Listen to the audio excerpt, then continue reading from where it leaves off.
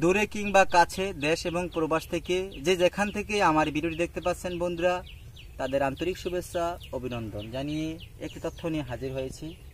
আমি আবারও বলি, প্রচণ্ড তীব্র গরম এবং রোদের মাঝে ঘাম ঝরা দেহ নিয়ে আপনাদের মাঝে একটা ঘাসের জার কেটে দেখাচ্ছি। বন্ধুরা অবশ্যই ভিডিওটা সম্পূর্ণ দেখবেন, তাহলে আমার কষ্ট সার্থক হবে। আর কি বলতে চাই একটু শুনবেন। এই দেখেন, আমি একটা ঘাসের জমিতে এসেছি। এই ঘাসটা হচ্ছে ইন্দোনেশিয়ান স্মার্ট নেপিয়ার ঘাস। আমি আপনাদের ক্যামেরাটা মুভ করে দেখাচ্ছি প্ল্যাটফর্মটা কতটুকু, কত বড়, একটু দেখে নিন ভালো করে।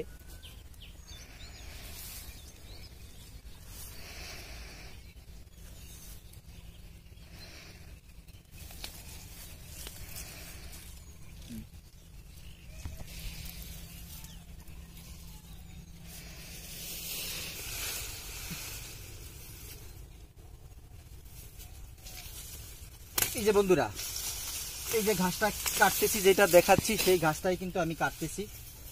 এই যে ঘাসটা দেখেন, এটা কাটার নিয়মটাও দেখে নেবেন। আমি এই ভিডিওতে সেটাও আমি একটু বলবো। এই দেখেন, এত বেশি পরিমাণ ঘাসটা হয়েছে, কাঁচি ঢোকানোর মতো জায়গা নাই। অনেক কষ্ট করে আপনার কাঁচিটা ঢোকাতে হয়, তারপরে কাটতে হয়। এত বেশি পরিমাণ ঘাসটা হয়েছে, আসলে সুই ঢুকানোর মতো জায়গা নেই। সারাটা জুড়েই আপনার চারা গজিয়ে থাকে। অহরহর চারা গজায় বলে এটা সবচাইতে একটা ঝোপে সর্বোচ্চ চারা পাওয়া যায়, ঘাস পাওয়া যায়। সেটা অন্যান্য ঘাসের তুলনায়ও বেশি। এটা ইন্দোনেশিয়ান স্মার্ট নেপিয়ার ঘাস বন্ধুরা। এই আমি একটু মরা পাতার নিচে, শুকনো পাতার নিচে কিন্তু পরিপক্ক কাঠিটা লুকায় আছে। একটু আমি আপনাদের দেখাচ্ছি। এই যে দেখেন বন্ধুরা, পরিপক্ক কাটিং যেগুলো আপনাদের হাতে আমি তুলে দিই, বিক্রি করে থাকি অনলাইনের মাধ্যমে। দেখেন, এই কাঠিগুলোই আমি দিয়ে থাকি আপনাদের। আর এই দেখেন, এই ঝাড়টা কাটতেছি। এই ঝাড় কাটার নিয়মটা হচ্ছে, গোড়া থেকে কেটে আপনার যখন আবার দেখবেন এলোমেলো আছে কাঠিগুলা, এটা সুন্দর করে একটু সাইজ করে দিবেন। সাবধানে একটু সাইজ করে দিবেন, তাহলেই দেখবেন এখান থেকে আবার নতুন করে অনেক চারা গজাবে। প্রায় 3-4 গুণ না, 2 থেকে 3 গুণ পর্যন্ত চারা হয়ে থাকে এই আপনার এই গোড়া থেকে। প্রতি ধাপে ধাপে কিন্তু আপনার এটা আরো ফলন বৃদ্ধি পাবে। আর প্রথম আপনি কাটিং রোপণ করবেন, তখন একটু পরিপক্ক কাটিং পেতে সময় লাগে। পরের স্টেপে কিন্তু অত সময় লাগে না। কালকে বা পরশুই কিন্তু এখান থেকে কুড়ি এত বড় বড় হয়ে যাবে, গজিয়ে যাবে। প্র্যাকটিক্যাল দেখে নেবেন আপনারা, ভিডিওতে অবশ্যই দেওয়া আছে। আর 22 থেকে 25% প্রোটিন সমৃদ্ধ এই ঘাসটি, যেটা আপনার গবাদি পশুর সুস্বাস্থ্য শতভাগ নিশ্চিত করে। দর্শক শ্রোতা, আর একটা কথা, বর্তমান প্রেক্ষাপটে দানাদার খাদ্যের দাম খুব বেশি, সাইলেজও মোটামুটি একটা হাই রেট হয়ে গিয়েছে।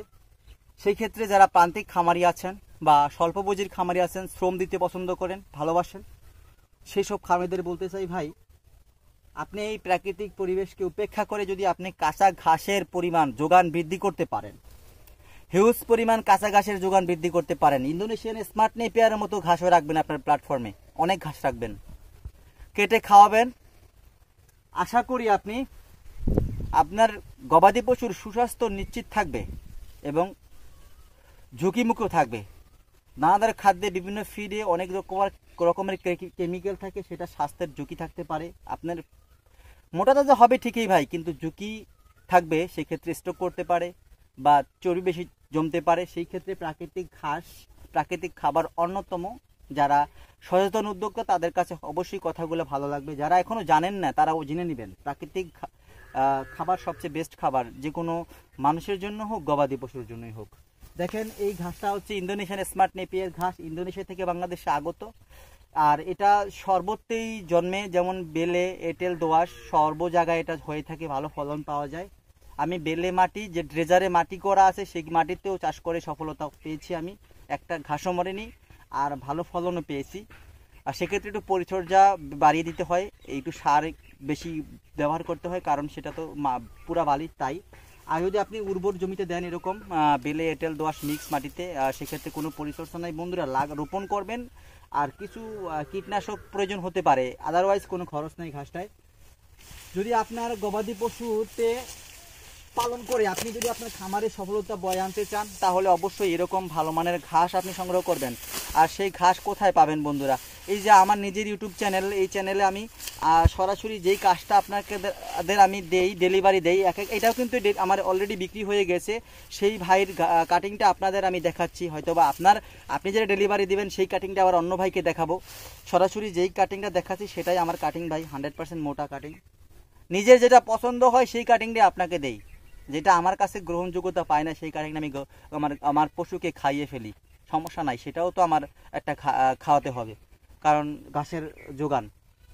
আর বন্ধুরা, এই ঘাসটা আপনি কিভাবে রোপণ করবেন সে ব্যাপারে অনেক তথ্য ভিডিওতে দেওয়া আছে, এবং যারা আরও তথ্য জানতে চান তো অবশ্যই স্ক্রিনে দেওয়া নাম্বারে যোগাযোগ করবেন। আমি সময় উপযোগী আপনাদের সঠিক পরামর্শ দেব ইনশাল্লাহ। আপনার সমস্ত প্রশ্নের উত্তর দেব, চেষ্টা করব উত্তর দেওয়ার। আর যদি ভিডিওটি ভালো লেগে থাকে তো দর্শক শ্রোতা অবশ্যই আপনি সাবস্ক্রাইব করবেন, শেয়ার করে দিবেন আরও সবার বন্ধুদের মাঝে, যারা যে আত্মকর্মসংস্থানের ভিতরে যাতে এই প্ল্যাটফর্মে আসতে চায় বা সাহস পায়। এতে অনেক, আসলে এটা অল্প খরচে স্বল্প পুঁজিতে একটা ভালো পরিশ্রম করে এগিয়ে যাওয়ার একটা ধাপ হচ্ছে এই পশুপালন করা, গবাদি পশু পালন করা। সেটা যদি হয় ঘাস নির্ভর, আপনি 100% ইনশাল্লাহ সফলতা আপনার খামারে আসবেই আসবে। তো বন্ধুরা, ভিডিও দীর্ঘায়িত করব না, আপনি যদি কাটিং নিতে চান স্ক্রিনে দেওয়া নাম্বারে যোগাযোগ করবেন। সুন্দরবন কুরিয়ার সার্ভিসের মাধ্যমে এই ঘাসের কাটিংটা আমি প্রত্যেকটা জেলায় পাঠিয়ে দিই। কন্ডিশনে আপনি কাটিং নিতে পারবেন, আগে বেশি টাকা দিতে হবে না, সামান্য টাকা বুকিং করেই আপনার মালটা ছেড়ে দিব, আপনি ঘাস নিবেন দেন টাকা দিবেন।